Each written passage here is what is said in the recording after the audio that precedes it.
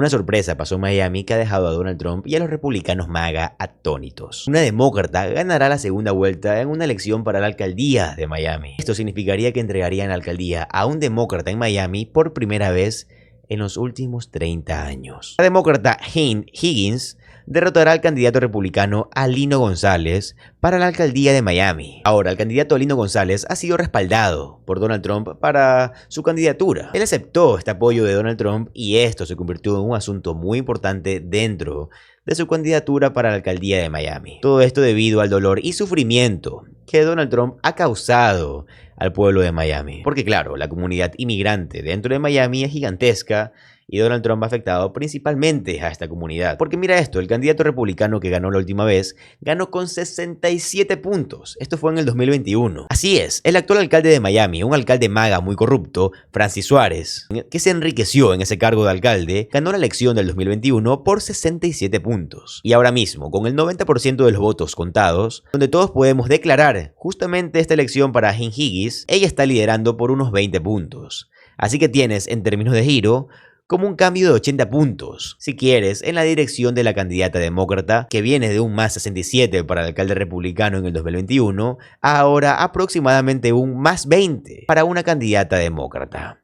Felicidades a Eileen Higgins. Ahora, el candidato republicano Alino González viene con una historia de corrupción antigua. Él fue administrador de la ciudad y tuvo que renunciar abruptamente. Te imaginarás por qué, ¿verdad? Como te mencioné al principio, él aceptó que Donald Trump lo ayude en su campaña. Y esto es lo que dijo Donald Trump. Donald Trump dijo: "Es un gran honor para mí respaldar a Alino González para ser el próximo alcalde de la hermosa ciudad de Miami, Florida". Él dice: "Un empresario exitoso, un líder cívico", y bla bla bla. Continúa diciendo: "González tiene mi respaldo completo y total". Y luego Donald Trump dice: "Salgan y voten por González, él nunca los defraudará". Y así Donald Trump y el movimiento MAGA pensaron que la carrera por la alcaldía de Miami estaba asegurada, pero no es así. Donald Trump también publicó, a medida que se acercaba la elección del 7 de diciembre, la carrera por la alcaldía de Miami es el martes. Es una carrera grande e importante. Voten por el republicano González, es fantástico. También pueden votar hoy. Hagamos a Estados Unidos más grande otra vez. El respaldo de Donald Trump básicamente es el beso de la muerte. Todos hemos visto que actualmente los latinos ya casi en su totalidad detestan a Donald Trump y esto ha hecho que sus números en las encuestas se reduzcan por los suelos. Quiero mostrarte cuál fue la clave para esta carrera por la alcaldía y tuvo lugar en el debate, donde se le preguntó a los candidatos sobre González recibiendo el respaldo de Donald Trump. A Amelia González le preguntaron: ¿tú aceptas el respaldo de Donald Trump y también aceptas la forma en la que Donald Trump ha tratado a los inmigrantes dentro de Estados Unidos, revocando su estatus de protección temporal a las personas, atacando a los venezolanos, atacando a los cubanos? ¿Estás de acuerdo con eso? Mira lo que sucede y mira cómo Higgins llama a González el lamebotas de Donald Trump. That has gotten you a lot of attention, the fact that you were endorsed by Donald Trump. Was that something that you sought? It was something that came to me quite by surprise. I literally was resting, reading, my phone went off, and I thought, gee, what happened? Somebody died. What's going on here? And it was just people telling me, hey, you've just been endorsed by the president.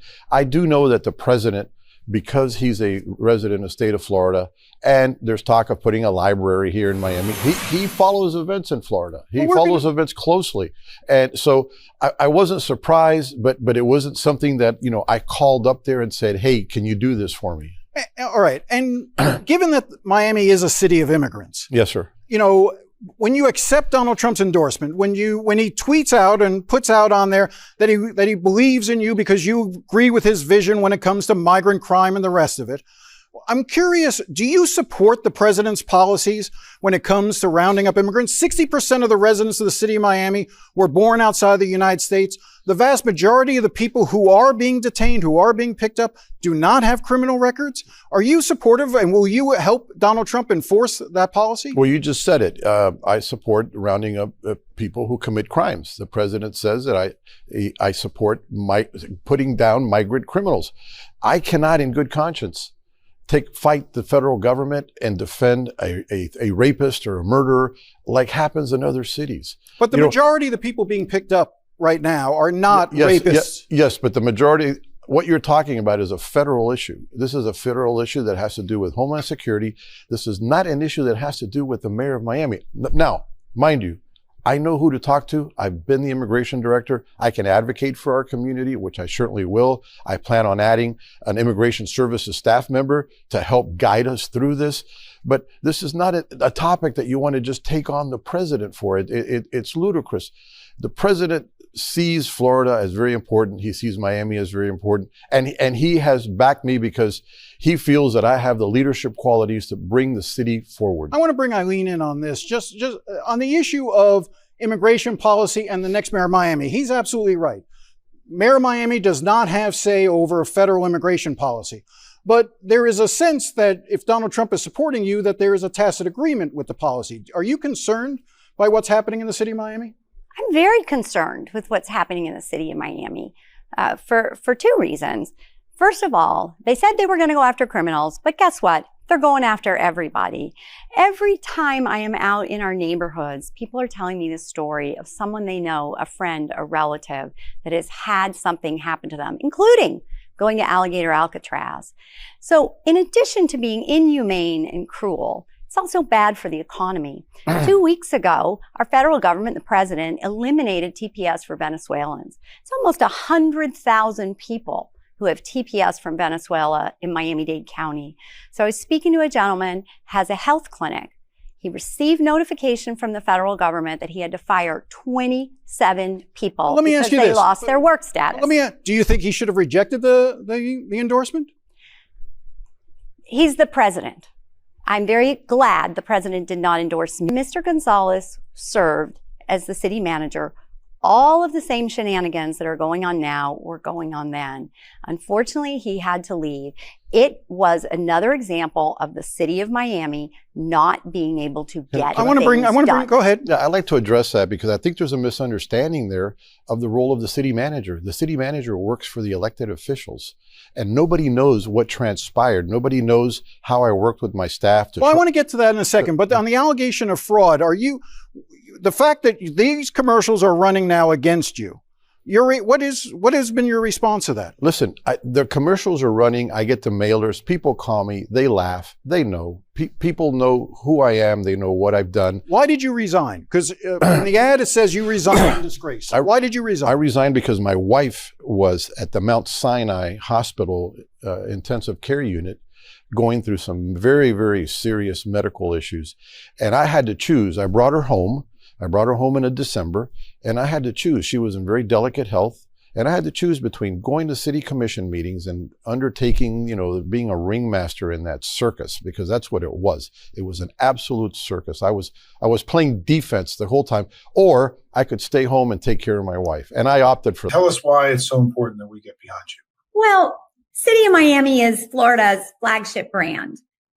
So it's really important that we have a government that works for the people. And for the past few years in Florida, it's almost been embarrassing when we're on the national news and as the city government for corruption. And what that means for residents of the city, I'm one of those people, there's a high level of frustration that they are living in a city with so much potential energy, but the government's just not functioning. It's not paying any attention to them or their needs, particularly as we are the tip of the spear on the housing affordability crisis and, of course, on the resiliency sea level rise crisis.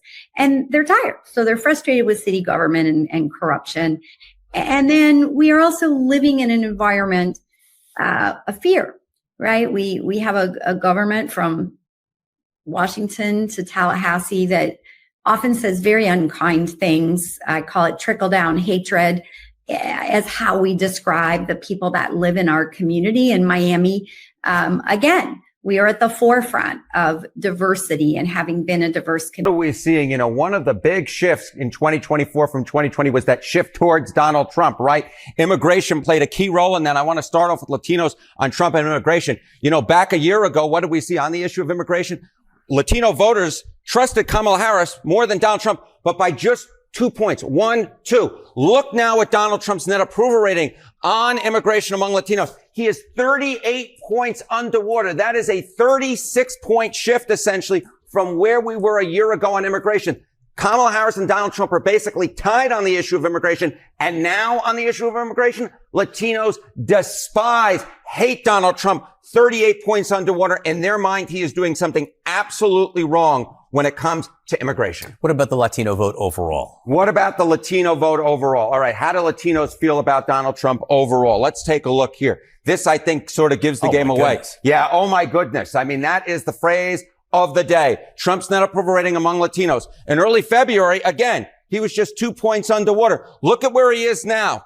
Late October, minus 34 points, 34 points underwater, a shift to 32 points over the course of this year. I should point out this is the CBS News YouGov poll, but I was looking at the averager polls. I was looking at our own poll. Very similar shift. 20, 25, 30 point shifts on the net approval rating away from Donald Trump among Latinos overall. Again, whatever Donald Trump is doing in office, in the minds of Latinos, it is not working. They have turned against him in massive. I can tell you what I saw when I was campaigning in New Jersey, in one of the most Latino areas of New Jersey, when I was in Virginia, campaigning there in working class areas and Latino areas. People are worried about the cost of living, and they're asking where was and is the Republican Party and where is President Trump? They promised to bring down the cost of living. They promised to, make things more livable. They promised to go after the criminals that are in our communities that are here illegally. Instead, what we're seeing is costs of everything going up, and you're separating families and you're racial profiling Latinos. So I think you're going to see a very strong reaction tonight from very Latino areas of both states, really putting a check on this presidency and the lawlessness that is occurring under the guise of these Republicans.